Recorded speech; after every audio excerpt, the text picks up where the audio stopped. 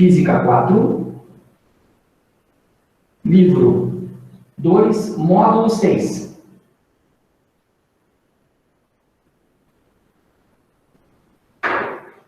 O papo sobre gráficos de NRU, NRUV, queda livre, eu vou gravar em vídeos pequenininhos e vou postar para vocês ainda hoje, entre hoje e amanhã, tudo vai estar postado, tá, pessoal? Então eu vou falar sobre leis de Newton, que fica mais fácil, conhecendo as leis de Newton, fica mais fácil de entender por que acontece o movimento uniformemente variável, por que acontece a queda livre, acontece o lançamento, acontece o movimento circular. Por isso que eu estou mudando a ordem assim, da aula de hoje, tá? Só para isso. Então, o que nós vamos estudar aqui? As dinâmica, tá? Em termos de vestibular da URGS, a gente está falando aqui de forma direta de mais ou menos questões da prova. É o ponto mais relevante da prova, é a dinâmica, tá? É onde geralmente estão as questões mais elaboradas também da prova. Mas elas são muito parecidas sistematicamente, assim, ano após ano, elas têm uma semelhança muito grande. Em termos de Enem, mais ou menos 2, 3 questões, tá? 2, 3 questões. Então, em termos de Enem, também é um peso bastante considerável, de forma direta, fora as questões de forma indireta que aparecem aí. Deixa eu ver o que o pessoal está falando aqui. Henrique, aqui. Henrique reclamando da questão da aceleração centrípeta. A do atirador, nem sei qual é a do atirador. Era do som da bala. Tá. Alguém tá fora aí, eu não chamei? Eu não liberei a entrada? Aí, avisa aí no grupo se alguém tá fora para entrar.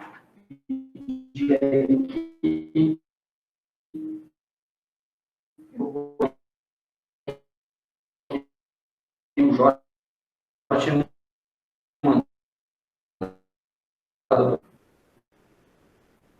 que é a prova do atirador. Questão do atirador. Então, percorre um atirador. Ah, do atirador é sacanagem. Né?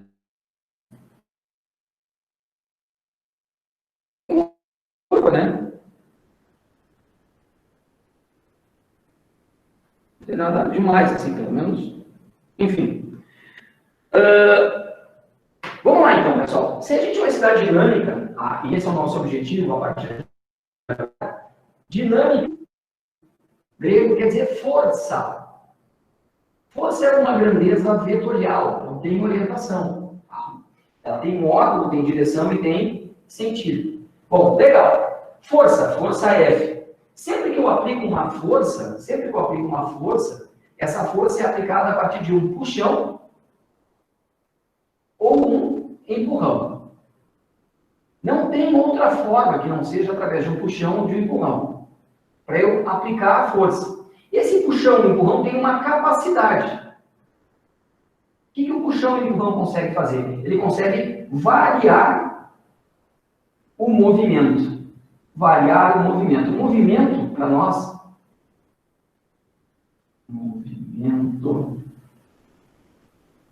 é o vetor velocidade.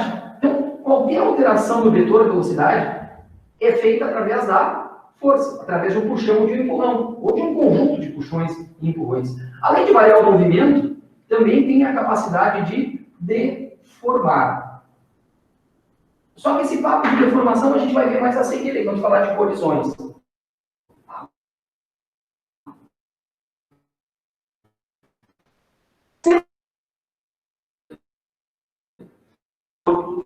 Também. Bom,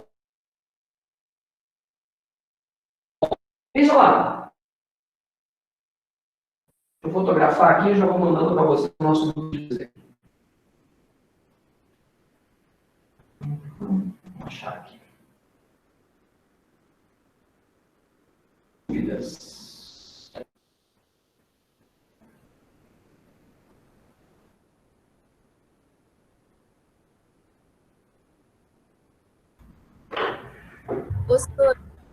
Bom, aí quando eu vou falar de aplicação de forças, tá? Na mecânica clássica, o que a gente está estudando agora, tá? na mecânica clássica, que é o que a gente está estudando agora, Professor. Newton, enfim, eu vou ter, quanto à aplicação... Professor.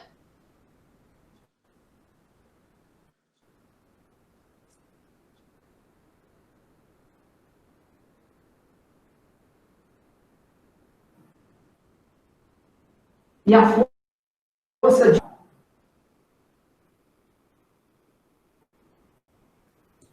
Só para mim, tá? Isso que eu vou contar para vocês vale no nível que nós estamos dizendo para vocês. A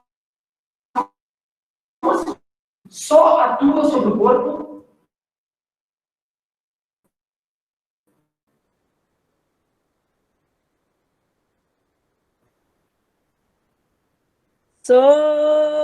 contato. Professor. Quer dizer que se cessar o contato, não tem mais força. Tá?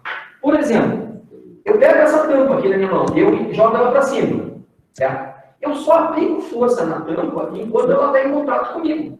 No momento que eu não estou mais em contato com a tampa, eu não estou mais aplicando força nela, ela não está mais sofrendo ação da minha força. O jogador de futebol chuta uma bola. A força que o jogador aplica na bola é só enquanto o pé dele está em contato com a bola. No momento que o pé perdeu o contato com a bola, não tem mais força. Não a força do jogador.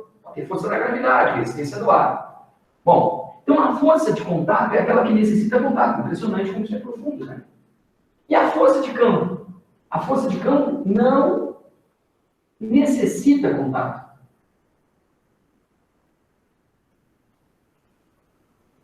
A força de campo não precisa de contato. Não necessita contato. Tá? Como assim? Veja, quais são os campos que a gente conhece? O campo gravitacional. O campo gravitacional da Terra nos puxa para o centro da Terra. Eu não tenho que estar encostado na Terra para a Terra me puxar. Tá? Me puxa sem necessidade de contato. É uma força de campo. Eu posso estar encostado na Terra, a Terra também está exercendo a força de campo. Tá? Então, ela atua com e sem contato. O campo gravitacional, o campo elétrico, que vocês já trabalharam com o Alex esse ano, o campo elétrico, uma carga não tem que estar encostada em outra para ser atraída ou repelida, basta que elas estejam dentro do campo elétrico de cada um, aí eles vão interagir, podendo provocar uma força atrativa ou repulsiva, e a mesma coisa com o campo magnético. Aquele campo gerado por ímãs. Sendo que esses dois campos, o elétrico e o magnético, eles podem ser atrativos ou repulsivos. Já o campo gravitacional é apenas atrativo.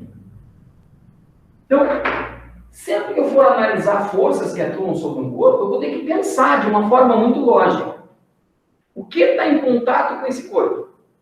Isso que está em contato está aplicando força? Então tem força ali. Não está em contato. Só tem força se for força de campo gravitacional, campo elétrico ou campo magnético. Do contrário, não tem força. Vamos exemplificar. Vamos supor que tu esteja sentado agora. Aqui é a cadeira. Teu corpo está aqui. Sobre a cadeira.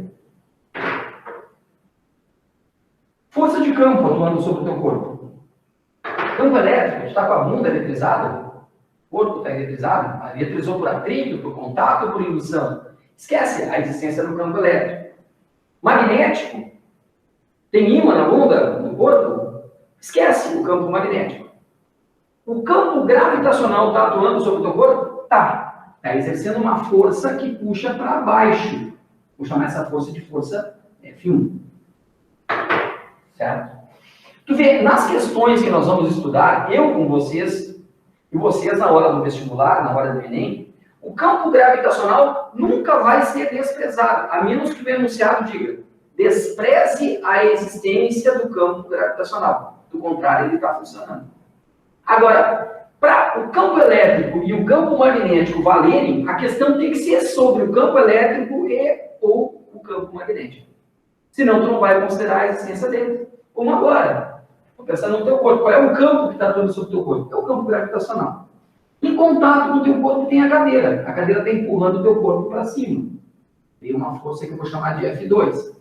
Bom, se a gente for elaborar um pouco mais, o que a gente pode pensar ainda é que o teu corpo está deslocando um ar, e ar é meio fluido, Então, quando um corpo mergulha no meio fluido, o fluido exerce sobre esse corpo uma força vertical para cima, chamada de força de empuxo. A gente considerar o empuxo tem essas três forças. Vê que aqui eu tenho três forças. Eu posso precisar estudar uma delas, a ação das duas delas,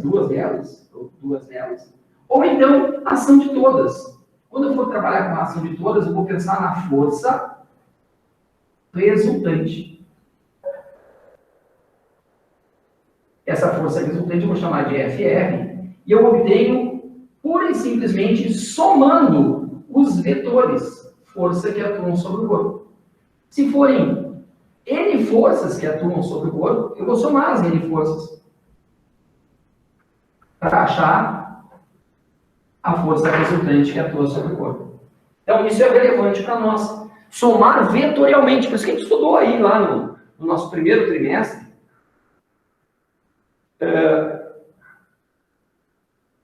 A gente estudou a soma de vetores. Tá? Também para isso aí.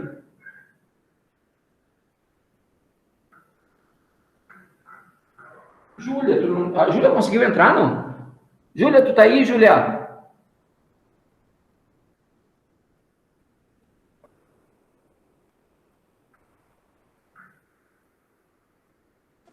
Professor, tem um monte de gente querendo entrar. Júlia, tu tá aí, não? Oi? Júlia entrou ou não entrou? Ô, senhor, Acho que ele não ouve. Alô, senhor. O João disse que não dá para entender nada. O que tu não tá entendendo, João? Grita aí.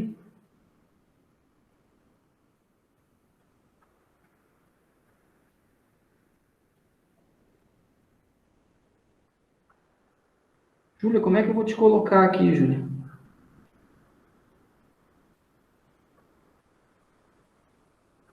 Ah, a imagem estava ruim. Não estou escutando vocês mesmo. Que droga isso.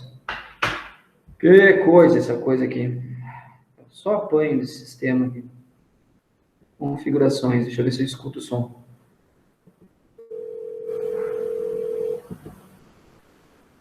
Eu estou escutando vocês aqui. A imagem estava ruim. Tem gente querendo entrar, não deu para ver tudo no início da aula, João. Que droga isso aqui, né? Putz, olha só. Por que não estão conseguindo entrar? Deixa eu identificar aqui. Detalhes da reunião. O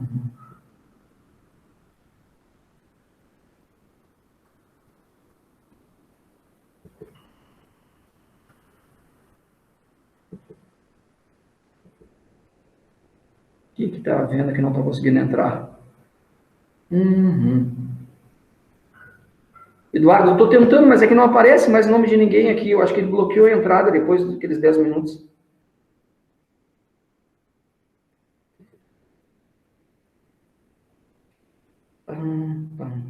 Deixa eu ver.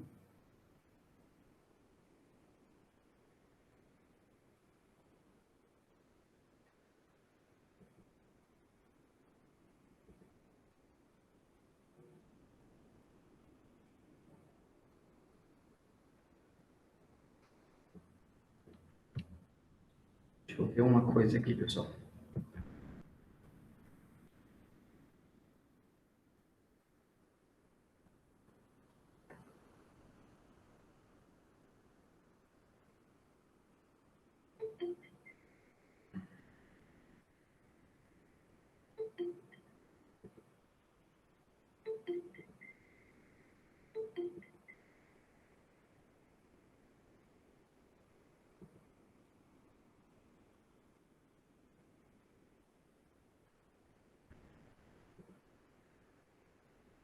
Agora consegui entrar. Eu tive que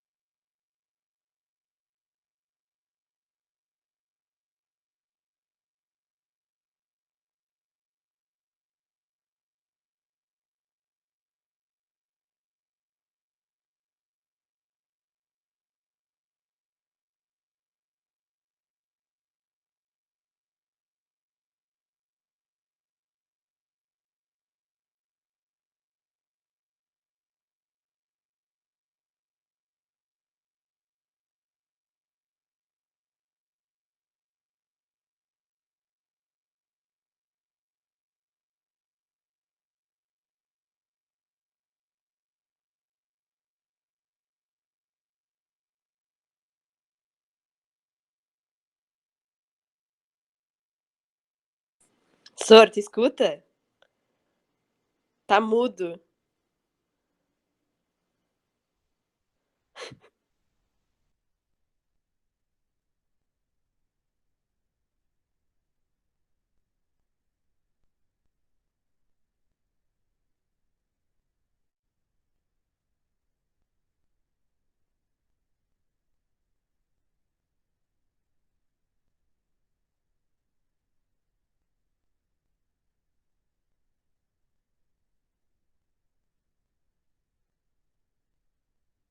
Som aqui, vamos botar o som. Agora ligou. Tem som agora? Ah, sim.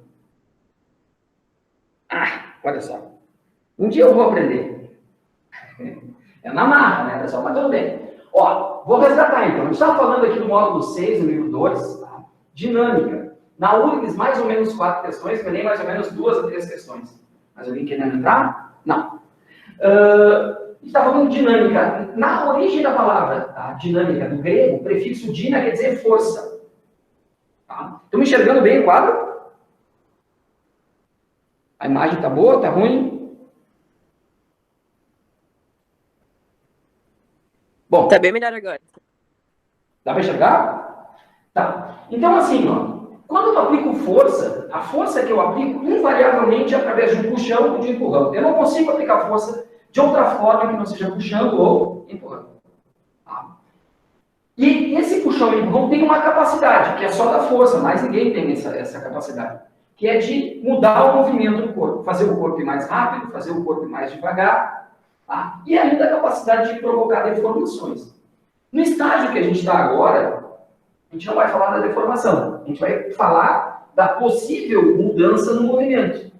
É o que a gente quer para poder estudar o movimento de queda livre, entender melhor o movimento uniforme, uniformemente variado, movimento circular. Então, bem, esse quadro aqui eu já mandei foto para vocês, sobre o grupo de dúvidas, tá? Quando eu vou aplicar uma força, a força só pode ser aplicada no nível que a gente está trabalhando aqui de duas formas. A força pode ser de campo ou de contato. A força de contato é aquela que, para atuar no corpo, precisa de contato. Só atua sobre o corpo enquanto há contato. Cessou o contato, cessou a força. Então, por exemplo, eu pego essa tampa da caneta, eu jogo ela para cima. Eu só estou aplicando força na tampa da caneta enquanto a tampa tem contato comigo. No momento que ela perde contato comigo, eu não aplico mais força nela. O jogador de futebol chuta a bola. Só tem força do jogador na bola, a bola só está sofrendo a ação da força do jogador enquanto ela tem contato com o pé do jogador. Depois que ela perdeu o contato, não tem mais essa força. Essa força não existe, porque essa é uma força de contato. Agora tem forças que são de campo. Essas forças não precisam do contato. É o caso do campo gravitacional. Eu pulo, a Terra me puxa, mesmo que eu não esteja encostado na Terra. A Terra me puxa. E essa força de campo gravitacional é sempre uma força atrativa. O campo é sempre atrativo, o campo gravitacional. Já o campo elétrico, que vocês já estudaram com Alex esse ano, possibilita que duas cargas de sinais iguais se repilam mutuamente ou sinais opostos se atraiam mutuamente, sem a necessidade do contato. Então, elas conseguem se atrair ou se repelir pela existência de campos elétricos das duas cargas. Eles interagem e aí as cargas se atraem ou se repelem. Da mesma forma, o campo magnético. Da mesma forma, o campo magnético gerado por um ímã, outro ímã, tentar aproximar dois ímãs. Pode ser que eles grudem, pode ser que eles se repelam. Bom, aí eu estava falando aqui agora, nesse último momento aí, quando eu parei para ajustar as coisas. Eu tenho um corpo sobre uma mesa aqui, esse corpo é puxado pela Terra. Eu sei que ele é puxado pela Terra, que eu tenho um campo gravitacional puxando o corpo. Eu estou identificando as forças que atuam sobre esse corpo de uma forma técnica. Tem força de campo atuando sobre esse corpo? Gravitacional eu sei que tem, então está aqui a força F1. Elétrico, esquece a existência do campo elétrico agora. Magnético, esquece. Por quê? Porque não tem nada a ver eu relacionar o corpo com a existência de campo elétrico e campo gravitacional. Se a questão tivesse vinculada ao estudo de eletricidade, de magnetismo, aí sim eu consideraria a existência desses campos. Mas não está considerado, agora nem chama a existência deles. Mas o campo gravitacional sim está sempre presente. A menos que o enunciado diga, despreza a existência do campo gravitacional. Então está aqui o campo gravitacional. A Terra não está encostada nesse corpo, mas está puxando ele. Tirando essa força de campo gravitacional, todas as demais forças são de contato. A mesa está em contato com o corpo, está exercendo uma força, empurrando o corpo para cima. Essa força é F2. Se a gente for pensar um pouquinho mais, assim, de uma forma um pouquinho mais elaborada, esse corpo está envolto em ar. E a gente aprende em algum momento, acho que vocês aprenderam lá no primeiro ano, que quando um corpo é mergulhado parcialmente ou completamente no meio fluido, e ar é o meio fluido é líquido ou gasoso, esse fluido empurra esse corpo verticalmente para cima, com uma força que a gente chama de força de empuxo, aqui a força F3.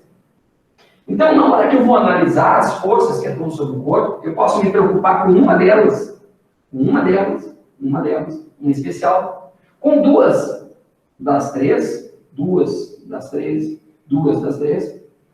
ou com as três que atuam simultaneamente.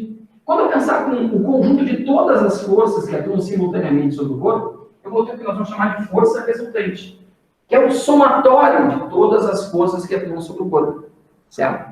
É o somatório. Vou fazer uma soma vetorial de todas as N eventuais forças que atuam sobre o corpo. E aí eu tenho a força resultante. E é por isso que a gente trabalhou lá no início do ano, a soma de vetores, para poder trabalhar com soma de grandezas vetoriais. E aqui se usa muito essa relação. Tranquilo até aqui? Tá? Desculpa aí, pessoal, que eu não consegui entrar antes ali. É alguma porcaria que eu fiz, não sei o quê. Mas, enfim, resgatei, tá? Não se perdeu nada aí. E quem viu, já estava antes, viu 2 vezes, enfim, me aguentou um pouquinho mais. O que nós queríamos com isso aí, pessoal? Nós queremos com isso aí falar das leis de Newton, que são 3. E elas regem todo o estudo que a gente faz de mecânica, que na hora da prova corresponde à primeira terça parte da prova. Então a gente tem aqui talvez o conteúdo mais importante de toda a física que tu vai estudar no ensino médio. As chamadas leis de Newton. A primeira dessas leis é conhecida como o princípio ou a lei da inércia. Princípio da inércia, lei da inércia. O que Newton conclui? Se a gente somar todas as forças que atuam sobre o corpo e o resultado for 0, somei todas as forças, o resultado deu 0, não vai haver variação na velocidade desse corpo. Esse corpo não vai mais rápido, não vai mais devagar, não vai fazer curva, não vai sofrer variação em qualquer uma de suas características. Esse corpo não terá, portanto, nenhum tipo de aceleração. A velocidade não vai variar. Se diz nessa condição que esse corpo se encontra em equilíbrio. E nesta condição, pessoal, se o corpo estiver em repouso, ele vai permanecer parado. Desculpa. Tem aqui o apagador, está em cima da minha mão. Em relação ao quadro, a gente vai observar que ele não está mudando a posição. Por que ele não está mudando a posição? Porque a força resultante sobre ele é 0. Se ele está descendo ou está subindo com velocidade constante, descendo ou subindo com velocidade constante, ele também está nessa condição. Porque se a força resultante é 0, a velocidade não varia, quem estiver em movimento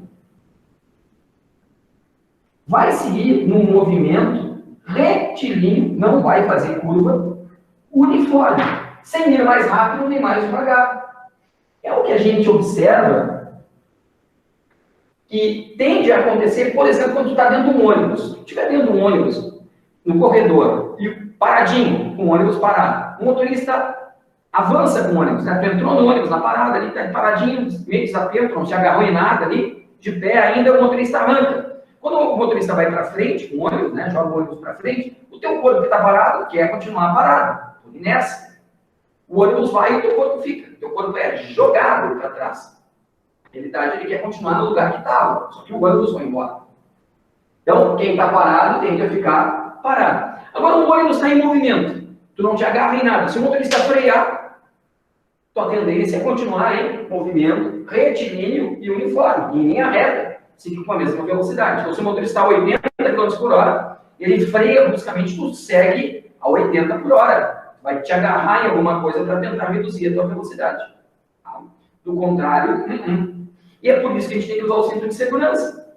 O carro está a 80, 100 km por hora e o motorista tem que frear bruscamente. Se a gente não está atento, a gente não consegue se segurar. Se há uma colisão, pessoal, o corpo da gente é projetado para frente, o nosso peso sendo multiplicado várias vezes pelo seu valor.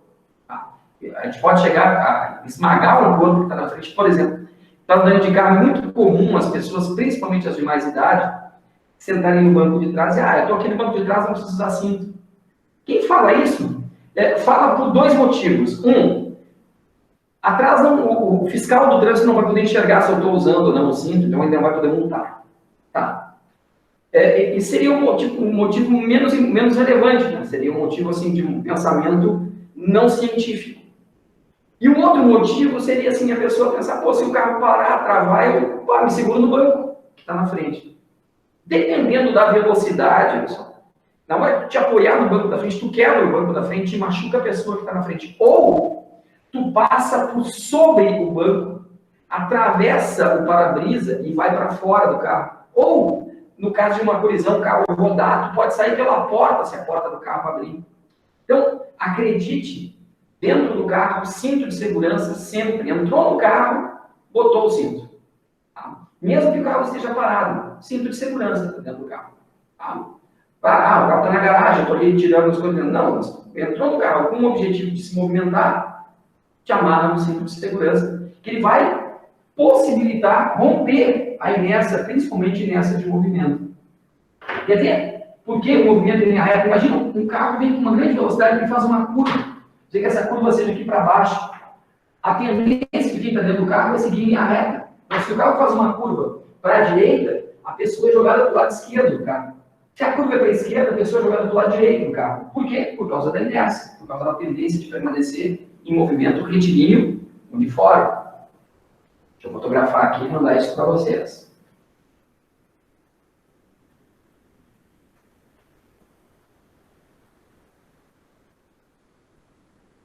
Agora,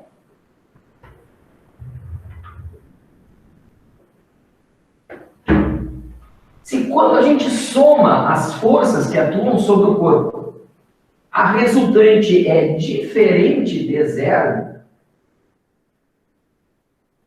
aí nós vamos cair na segunda lei de Newton, que é conhecida como o princípio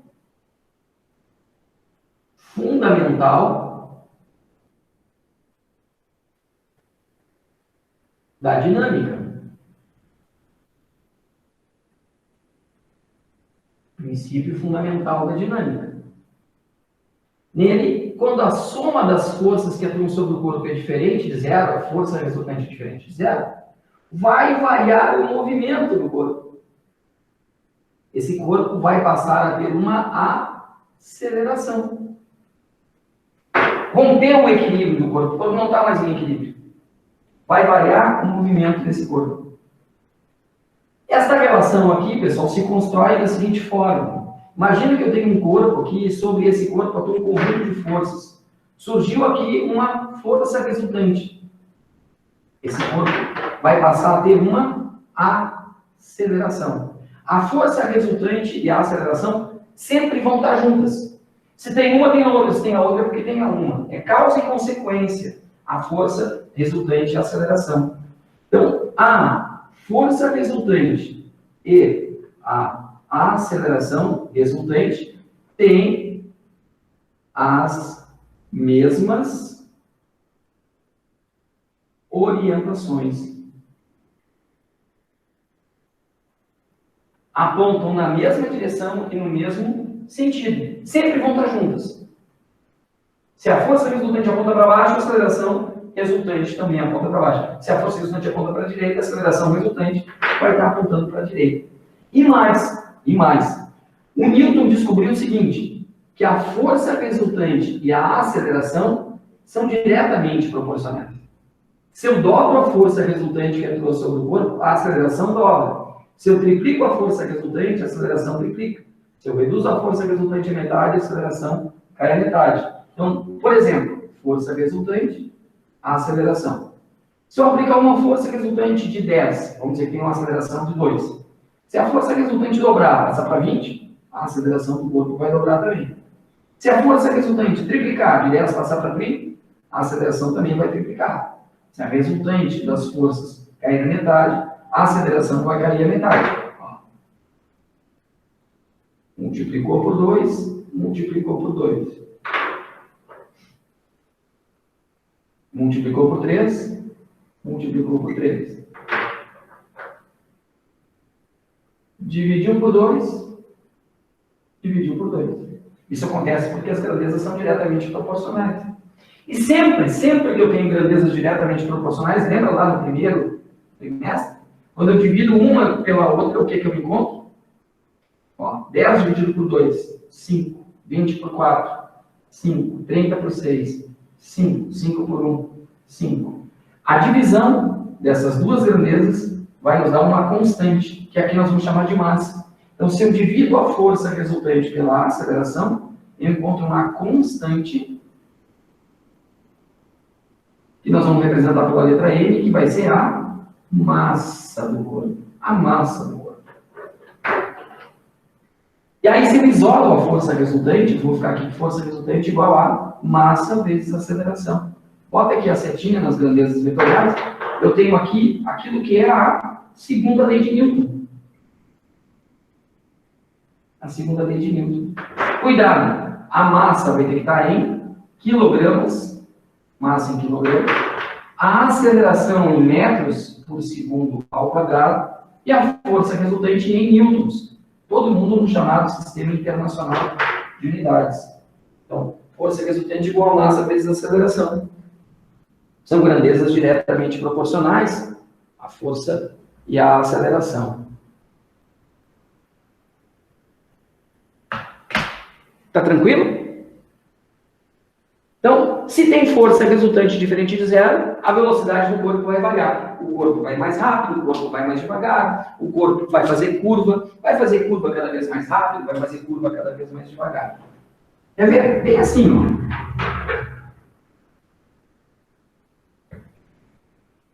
Bem assim, ó.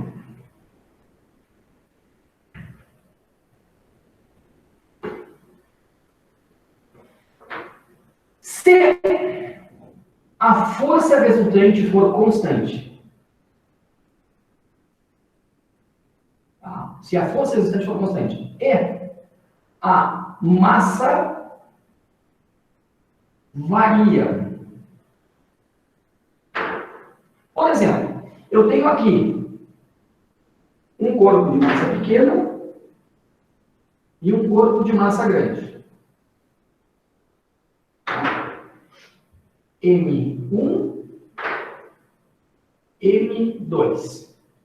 E nós vamos saber, afirmando que M1 é menor que M2.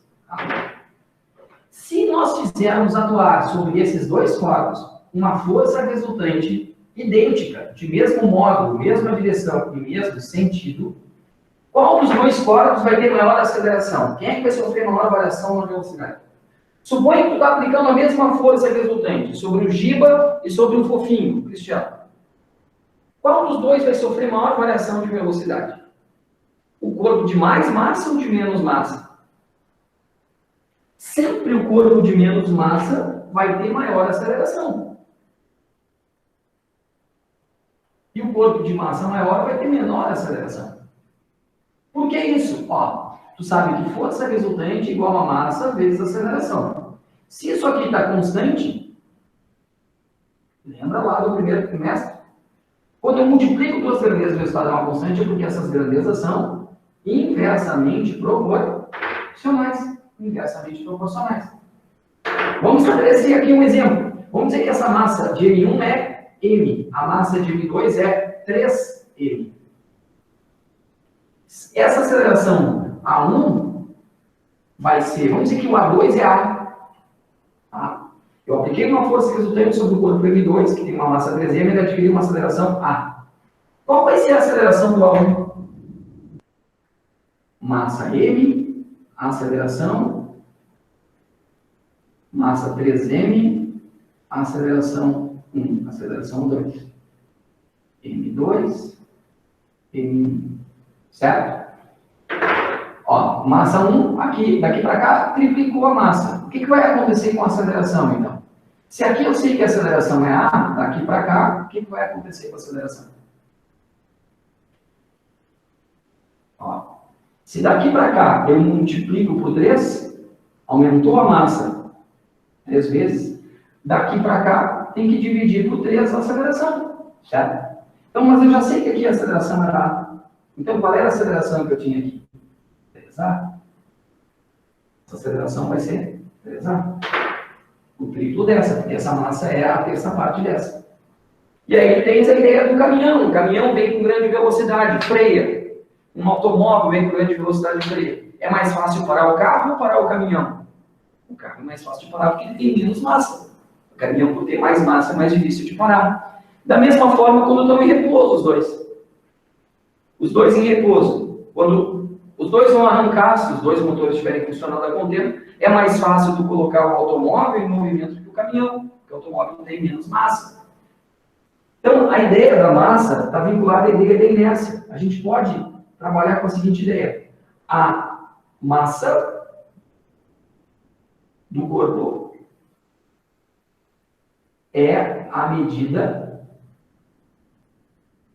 da sua inércia. Se o corpo tiver massa grande, ele vai ter inércia grande. Ter uma inércia grande significa ter uma aceleração que tende a ser pequena. Se o corpo tiver uma massa pequena, ele vai ter uma inércia pequena. Aí ele tende a ter uma aceleração maior. Inércia é a tendência do corpo ficar como está. Se ele está parado, ele tende a estar parado. Se ele está em movimento, ele tende a permanecer em movimento. Isso é a ideia da inércia. Vou fotografar aqui para mandar para vocês.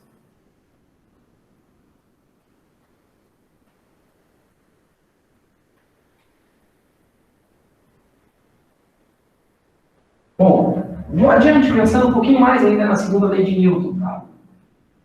Para nos ajudar naquilo que é o nosso intuito principal aqui, entender melhor os movimentos.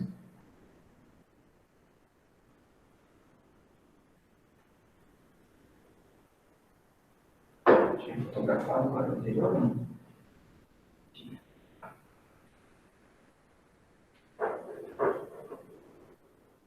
Observação.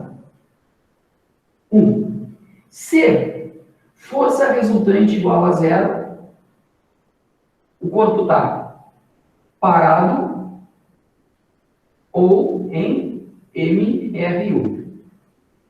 Observação 2. Se a força resultante for constante,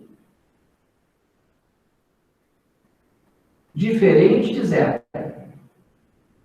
Força resultante constante diferente de 0. O corpo vai ter uma aceleração tangencial constante. Diferente de 0. Força resultante constante, aceleração constante. Se força resultante e velocidade têm sentidos iguais,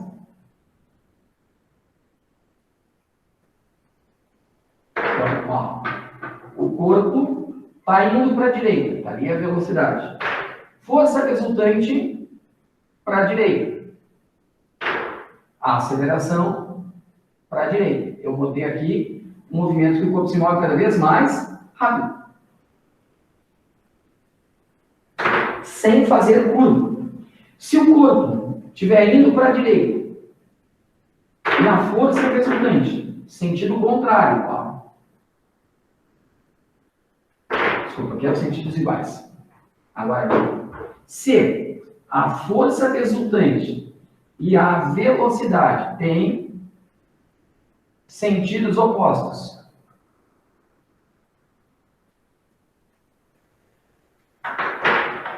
vai vir o corpo indo para a direita, força resultante para a esquerda. A aceleração sempre junto com a força resultante. Aí, aceleração. Esse corpo está freando, mais devagar. E freia. E esse corpo vai descrever um movimento retilíneo uniformemente variável. Esse é o MRV. Quando a força resultante coincide em direção com a velocidade, tendo o mesmo sentido ou sentido contrário, o corpo vai ter um MRV, vai escrever um MRV. Que é o que acontece, por exemplo, quando eu abandono o corpo nas proximidades da Terra, desprezando a resistência do ar. A única força que vai atuar sobre o corpo enquanto ele cai é a força gravitacional, a força peso, que é constante. Vai gerar no corpo uma aceleração constante. Então ele vai cair no MRV, um movimento retilíneo uniformemente variável. Ele cai em queda livre. Agora, uma terceira observação. Vou fotografar isso aqui para mandar para vocês. A terceira observação.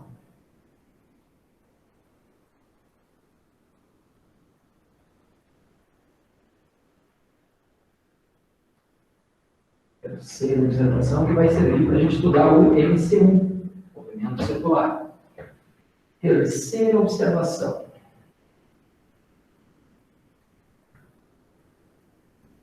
Terceira observação.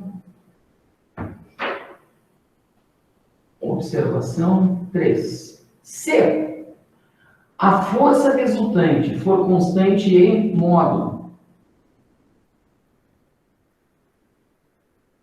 tiver um módulo diferente de zero, e sempre forma 90 graus com o vetor velocidade, a força resultante vai se chamar força centrípeta. A força resultante vai chamar força centrípeta e a aceleração que o corpo vai ter vai chamar aceleração centrípeta. E esse corpo vai descrever um movimento que nós vamos chamar de movimento circular uniforme.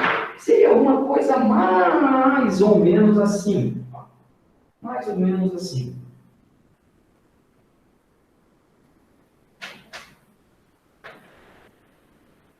Mais ou menos assim.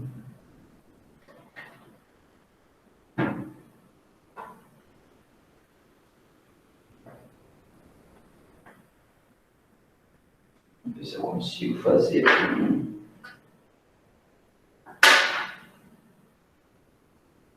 Movimento circular uniforme, aqui mais ou menos uniforme.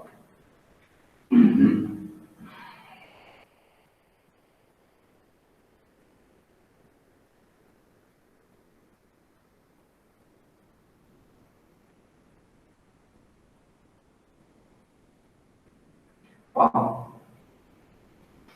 Dessa forma que assim, eu tenho quase um MCU. O corpo escrevendo quase que um movimento circular uniforme. Mas para ser um MCU, a força resultante que está apontando para o centro da trajetória, seria a força centrípeta, tem que estar com valor constante. E ela sempre vai estar formando 90 graus com vetor velocidade, porque o corpo vai estar girando, o corpo está girando assim, e o corpo passa por aqui. Lembra, o vetor velocidade é sempre tangente à trajetória. A força resultante vai estar apontando para o centro da curva. A força centrípeta apontando para o centro da curva. Então, esse corpo vai escrever um movimento circular uniforme. Como acontece com os ponteiros das horas de um relógio. Bom, essa é a ideia de falar principalmente dessas duas leis, tá? Antes de você entrar de férias. Eu vou postar ainda, entre hoje e amanhã, os movimentos, slides, filmes pequenos de 10, 15 minutos sobre MRU, MRUV, com seus gráficos. Eu vou ter alguma coisa sobre queda livre, lançamento horizontal, oblíquo, arremesso vertical e MCU. Tá? Aí a gente vai poder entender melhor tendo essa ideia das forças que a gente falou na aula de hoje. Tá bom? No mais, pessoal, obrigado pela presença de vocês. Vocês estão entrando de férias. Cansada, uma descansada, pelo menos distensionada desse negócio todo aí que tá, né? A gente está passando.